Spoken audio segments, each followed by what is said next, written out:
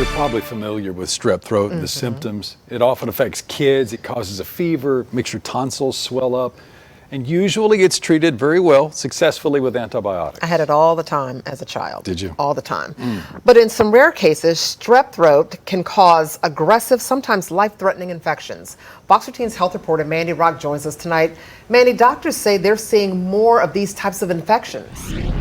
Yeah, that's right. Strep A infections are caused by the same bacteria that causes strep throat and scarlet fever. But in some kids, that bacteria spreads beyond the throat and into the lungs or the bloodstream. This happened to Charde McMillan's son. He developed a flesh-eating infection that changed his life forever. It was my worst nightmare. 3 of Charde McMillan's kids came down with strep throat last April. But 16-year-old Mason didn't bounce back like his siblings after a round of antibiotics. He came out of his room and his lips were all purple and he had like these purple spots all over him. And I immediately recognized it as sepsis. Doctors diagnosed Mason with streptococcal toxic shock syndrome and a rare bacterial infection that destroys tissue under the skin. He spent 3 months on life support and had surgery to remove both his hands and legs. I felt like I was losing my mind because we didn't have answers either. We didn't even know what it was for 2 weeks.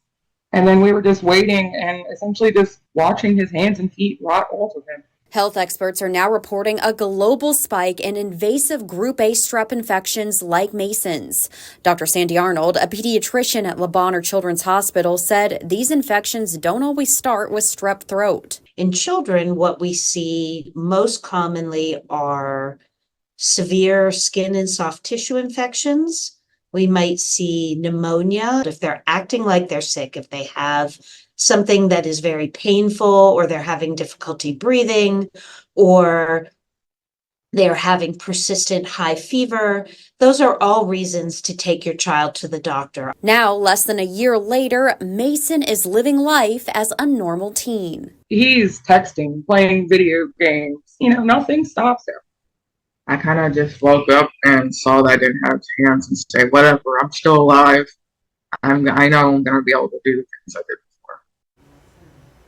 And Dr. Arnold wants to remind parents that strep throat is still way more common than these type of invasive infections. Most kids that catch it start antibiotics and recover in just a few days. Darcy?